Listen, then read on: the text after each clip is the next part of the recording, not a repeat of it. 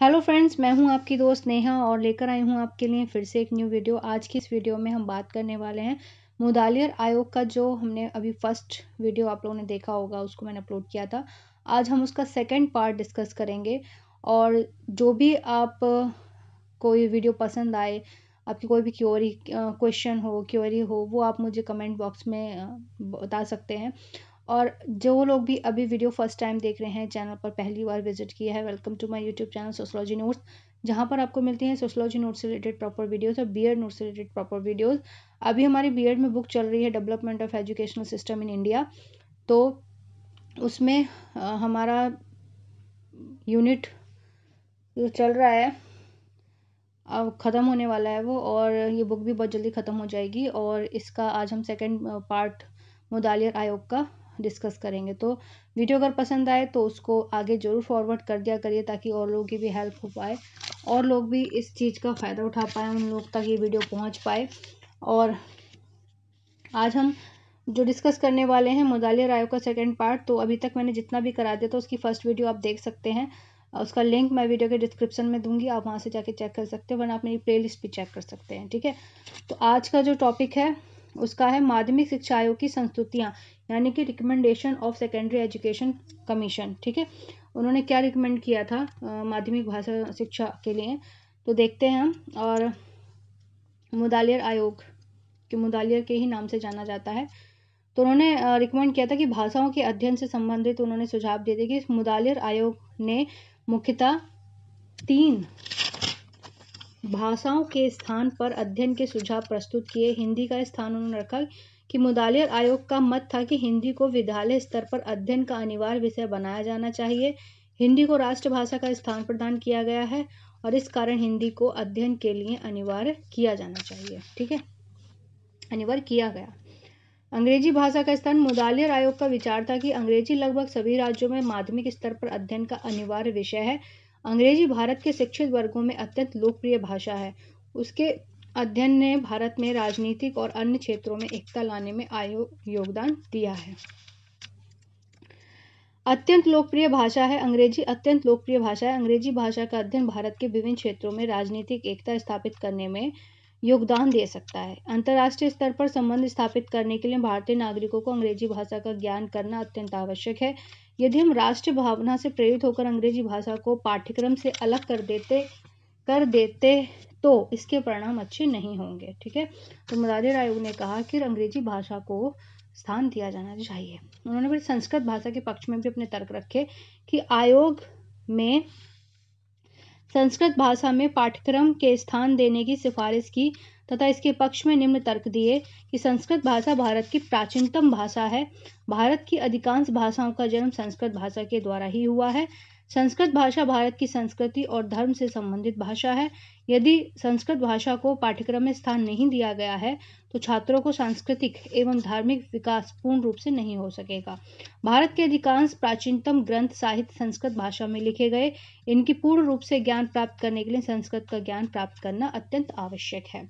ठीक है, तो उन्होंने संस्कृत भाषा का भी इसमें स्थान रखने का प्रस्ताव दिया। फिर हम देखते हैं कि मुदालियर आयोग ने पाठ्यक्रम के बारे में क्या कहा।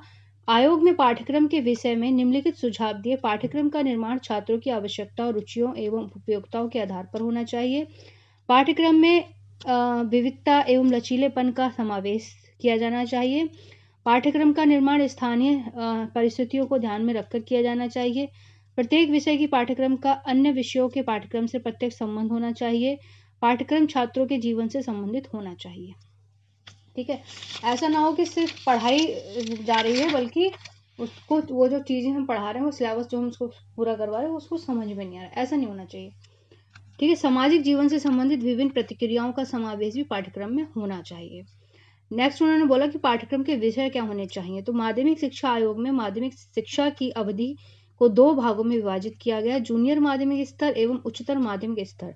इसलिए दोनों स्तर पर विषयों की व्यवस्था अलग अलग प्रकार से की गई। नंबर 1, जूनियर माध्यमिक स्तर पर, इस स्तर पर आयोग ने निम्नलिखित विषयों को सम्मिलित किया: भाषाएं, सामाजिक अध्ययन, सामाजिक विज्ञान, गणित, कला एवं संगीत, शिल्पकला, शारीरिक शिक्षा।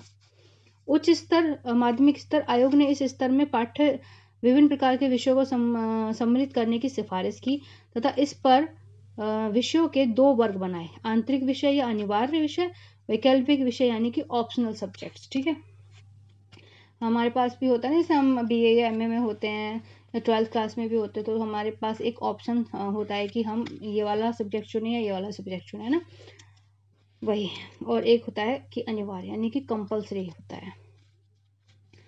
तो उन्होंने बोला कि आंतरिक विषयों में उन विषयों को सम्मिलित किया गया जो छात्रों के लिए अनिवार्य हैं, जो निम्नलिखित हैं: मातृभाषा, प्रादेशिक भाषा, द्वितीयक भाषा जो उपरोक्त भाषा ना हो, हिंदी भाषी प्रदेशों के लिए हिंदी, अंग्रेजी, अन्य विदेशी भाषा तथा शास्त्रीय भाषाओं को सम्मिलित किया गया।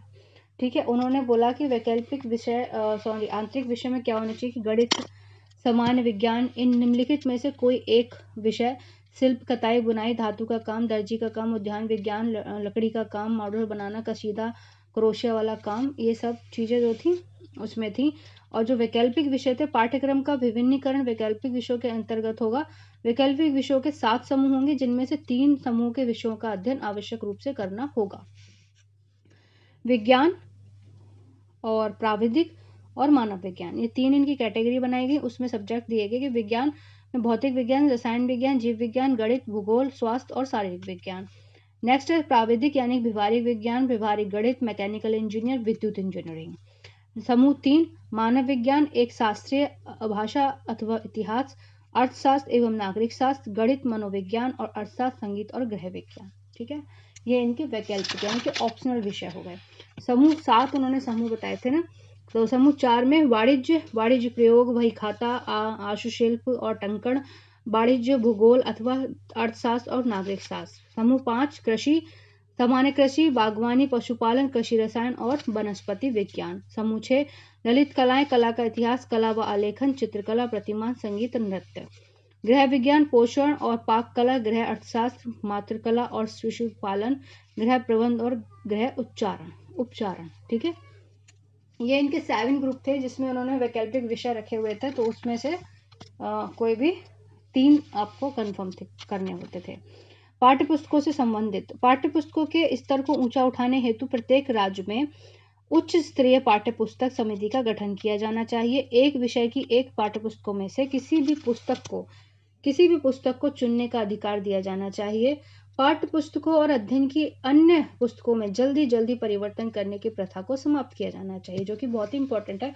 क्योंकि अगर हम जो सिलेबस की जो हमारी बुक्स हैं, अगर हम उनको बहुत जल्दी चेंज करेंगे तो जो पुराने बुक्स हैं वो कोई काम की नहीं रहती। मतलब अगर हम किसी और बच्चे को देना चाहें, उसके काम आ जाए, तो वो बुक्स उसके काम भी नहीं रहती। तो इससे क्या होता है, धन खर्च होता है, पेपर की बर्बादी होती है, तो बहुत सारी चीज़ें हो जाती है ना। इसलिए हमें सिलेबस ऐसा एक बार में बना लेना चाहिए और बुक्स को 5, 6, 7 साल ऐसे, ये नहीं कि हम बहुत फटाफट उसका सिलेबस चेंज कर रहे हैं, बुक्स का पैटर्न चेंज कर रहे हैं, तो ऐसा नहीं होना चाहिए।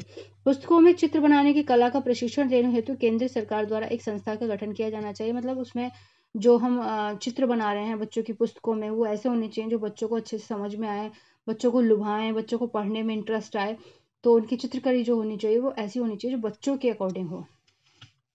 मार्गदर्शन एवं परामर्श से संबंधित, शिक्षा अधिकारियों को विविधियों के शैक्षणिक मार्गदर्शन पर अधिक से अधिक ध्यान देना चाहिए। विभिन्न उद्योगों एवं व्यवसायों के संबंध में छात्रों को पूर्ण जानकारी दी जानी चाहिए और इसके लिए उन्हें विभिन्न उद्योगों को कल कारखानों से ले जाकर उन उद्योगों से संबंधित फिल्में दिखानी चाहिए। जैसे आजकल प्ले स्कूल हो गए, बड़े जो छोटे बच्चों के स्कूल होते हैं उनमें करते हैं, बच्चों को पिज्ज़ा हट में लेके जाते हैं, उनको दिखाते हैं कि पिज़्ज़ा कैसे बनता है, डोनट में लेके जाते हैं, डोनट कैसा बनता है, ये सारी चीज़ें बच्चों को दिखाते हैं ताकि उनको नॉलेज हो कि भाई इस तरह से ये चीज़ें बनती हैं। आइसक्रीम पार्लर की आइसक्रीम फैक्ट्री में लेकर जाते हैं, बहुत सारी ऐसी चीज़ें करते हैं बच्चों के साथ। विद्यालयों में से एक निर्देशन अधिकारी और जीविका पोषण शिक्षकों की नियुक्ति भी की जानी चाहिए। मतलब जो बच्चों को सही मार्गदर्शन कराएं, जब बच्चे जूनियर या माध्यमिक शिक्षा कर रहे हैं तो उसमें उनको पता होना चाहिए कि हमें किस साइड पे जाना चाहिए। शिक्षण विधियों से संबंधित उन्होंने सुझाव दिए कि विभिन्न विधियों को निम्नलिखित शब्दों में प्रस्तुत किया। शिक्षण विधियों का उद्देश्य केवल ज्ञान देना ही नहीं होना चाहिए, बल्कि उनमें अच्छी आदतों का विकास, उचित दृष्टिकोण का विकास एवं सर्वांगीण विकास होना चाहिए। शिक्षण में मौलिक बातों को याद करने का कोई स्थान नहीं होना चाहिए, बल्कि अच्छी आदतों एवं सदाचार के नियमों को बालक द्वारा अपने जीवन में अपनाने की शिक्षा देनी चाहिए। मतलब उनको रटवाना नहीं चाहिए कि भाई ये आपकी अच्छी आदत है, इनको रट लो, नहीं, उनको उनके जो दैनिक जीवन है उसमें भी उनको यूज कराना चाहिए। उसको फॉलो करें वो। शैक्षिक लक्ष्यों की प्राप्ति के लिए योजना विधियों को शिक्षण में सबसे अधिक महत्व दिया जाना चाहिए। शिक्षक को प्रयास करना चाहिए कि छात्र स्वयं ही प्रेरित होकर सदाचार, चरित्र और व्यक्तित्व से संबंधित अच्छी बातों को सीख सकें। शिक्षण विधियों को प्रभावशाली बनाने के लिए इनमें प्रयोगात्मक एवं नाट्य पद्धतियों को भी स्थान दिया जाना चाहिए। फिर धार्मिक शिक्षा में उन्होंने सुझाव दिया कि माध्यमिक शिक्षा आयोग का मत था कि बालक में अच्छे चरित्र का विकास करने के लिए उसे धार्मिक शिक्षा दी जानी आवश्यक है। इसके लिए आयोग ने निम्न सुझाव दिए कि धार्मिक शिक्षा केवल विद्यालयों में दी जानी चाहिए। धार्मिक शिक्षा शिक्षण समय से पहले या बाद में दी जानी चाहिए। धार्मिक शिक्षा देने से पूर्व अभिभावकों से अनुमति ले लेनी चाहिए। धार्मिक शिक्षा प्राप्त करने के लिए किसी भी छात्र को विवश नहीं किया जाना चाहिए। फिर उन्होंने चरित्र निर्माण की शिक्षा के आयोग ने सुझाव दिया कि आयोग में माध्यमिक शिक्षा व्यवस्था चरित्र निर्माण की शिक्षा पर अत्यधिक बल दिया तथा इस विषय में निम्नलिखित सुझाव दिए कि छात्रों में उच्चतम चरित्र का निर्माण करना प्रत्येक अध्यापक का परम कर्तव्य होना चाहिए। विद्यालय के प्रत्येक कार्यक्रम का मुख्य उद्देश्य छात्रों में उत्तम चरित्र का निर्माण करना होना चाहिए। विद्यालय समाज का प्रतिबिंब होते हैं, इसलिए विद्यालय में सामाजिक उपयोगिता को ध्यान में रखकर शिक्षा प्रदान की जानी चाहिए। विद्यालय में स्व अनुशासन प्रणाली को ही महत्व दिया जाना चाहिए। 17 वर्ष से कम आयु के छात्रों को राजनीतिक गतिविधियों से दूर रखना चाहिए। विद्यालयों में एनसीसी और स्काउट गाइड तथा एनएसएस आदि की पूर्ण व्यवस्था होनी चाहिए। विद्यालयों में पाठ्य सहगामी क्रियाओं तथा आंतरिक पाठ्यक्रम को भी स्थान दिया जाना चाहिए। ठीक है, हमारे बीएड में भी एनसीसी, स्काउट गाइड ये सब कराते थे। परीक्षा एवं मूल्यांकन आयोग का विचार था कि वर्तमान शिक्षा प्रणाली में नवीन दृष्टिकोण हो। बाह्य परीक्षाओं की संख्या कम की जानी चाहिए। माध्यमिक शिक्षा के संपूर्ण पाठ्यक्रम की समाप्ति के पश्चात केवल एक सार्वजनिक बाह्य परीक्षा होनी चाहिए। छात्रों के कार्य का मूल्यांकन करते समय निम्नलिखित बातों को ध्यान में रखना चाहिए: आंतरिक परीक्षाएं, नियतकालिक परीक्षाएं और विद्यालय अभिलेखन। बाह्य एवं आंतरिक परीक्षाओं का मूल्यांकन अंकों में न होकर प्रतीकों में दिया जाना चाहिए, यानी कि ग्रेड जो होते हैं उनमें दिया जाना चाहिए। और अंतिम सार्वजनिक परीक्षा में पूरक परीक्षा की पद्धति लागू की जानी चाहिए, मतलब जो पहले परीक्षाएं हुई हैं उनका क्या ग्रेड रहा है उसको भी उसमें इंक्लूड करना चाहिए। फिर उन्होंने बोला है कि अध्यापकों के संबंध में भी उन्होंने सुझाव दिए हैं, और ये जो टॉपिक है थोड़ा लेंदी हो गया है क्योंकि इसकी 2 वीडियो बन चुकी हैं और अब ये कंप्लीट हो जाएगा, फिर हम कोठारी कमीशन स्टार्ट करेंगे। आयोग का विचार था कि अध्यापकों की वर्तमान स्थिति, वेतन एवं कार्य करने की दशाएं काफी असंतोषजनक थी, अतः आयोग ने अध्यापकों की स्थिति में सुधार करने के लिए निम्न उपाय बताए। देश के समस्त विद्यालयों में अध्यापकों का चुनाव करने की विधि एक समान होनी चाहिए। अध्यापकों को उचित वेतन नहीं मिलता है, अतः ऐसी समितियों का निर्माण करना चाहिए जो स्थिति के अनुसार अध्यापकों के वेतन का निर्धारण कर सकें। अध्यापकों के लिए त्रिमुखी लाभ योजना आरंभ करना, इसके अंतर्गत पेंशन, जीवन बीमा, प्रोविडेंट फंड की व्यवस्था होनी चाहिए। और अध्यापकों की शिकायतों का निवारण करने के लिए निर्णायक मंडल की स्थापना की जानी चाहिए। इसके अतिरिक्त अध्यापकों के लिए निम्न सुविधाएं होनी चाहिए: उनके बच्चों को निःशुल्क शिक्षा दी जानी चाहिए, उनके बच्चों के लिए निःशुल्क छात्रावास होने चाहिए, यानी हॉस्टल्स होने चाहिए। अध्यापकों के लिए विद्यालयों के समीप आवास होने चाहिए। अध्यापकों के लिए निःशुल्क स्वास्थ्य वर्धक दवाएं और विभिन्न प्रकार के शिक्षा सम्मेलनों में जाने के लिए अवकाश या उनको किराया दिया जाना चाहिए। अध्यापकों एवं उनके परिवार के लिए चिकित्सालयों में निःशुल्क सुविधा होनी चाहिए। आयोग में सभी बिंदुओं पर दृष्टि डालने से यह स्पष्ट हो जाता है कि आयोग ने सरकार द्वारा दिया गया जो प्रस्ताव था, बल्कि आज की परिस्थितियों में भी उनकी प्रासंगिकता एवं महत्व होना चाहिए। ठीक है, शिक्षकों के लिए जो भी उन्होंने सुझाव दिए थे अध्यापकों के लिए, वो आज के टाइम में गवर्नमेंट उसमें लागू होते हैं।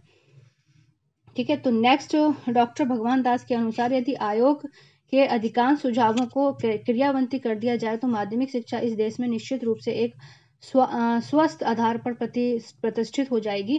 इसके परिणाम स्वरूप संपूर्ण देश के हित में सुनियोजित प्रवृत्ति संभव हो पाएगी। अगर इस टाइप की एजुकेशन हो जाए और हर चीज़ का ध्यान रखा जाए तो वाकई में एजुकेशन, एक अच्छी एजुकेशन इंडिया में भी उपलब्ध हो जाएगी। ठीक है, लोगों को बाहर जाने की जरूरत नहीं पड़ेगी। तो नेक्स्ट हम करेंगे कोठारी कमीशन, जो कि बहुत ही इंपॉर्टेंट है बीएड के लिए। तो वीडियो को देखना ना भूलें और इस वीडियो को लाइक, शेयर, कमेंट जरूर कीजिए। अगर आपको पसंद आती है वीडियो, आपके लिए हेल्पफुल है वीडियो, तो एक कमेंट अपना जरूर करा करिए। आपका हर एक कमेंट मेरे लिए बहुत इंपॉर्टेंट होता है। थैंक यू सो मच मेरे सभी फ्रेंड्स के लिए जो भी मेरी वीडियोस